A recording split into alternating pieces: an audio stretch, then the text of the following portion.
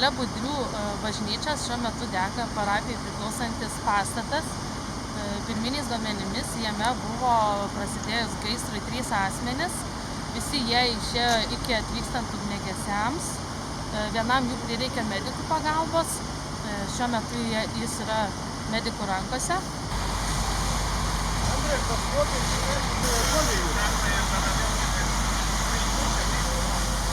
Eiliškumas toks. Klebonui viską supasakojo. Bet vis tiek bet kokiu atveju reikia jūsų parapijos, kaip sakoma, bendruomenės.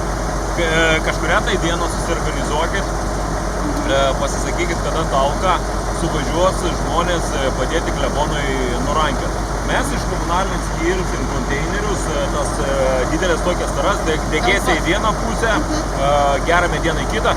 Gal atsiras ir gyventojai, kurie kai nusigriaus, gal norės, sakys, nu, man reikia to.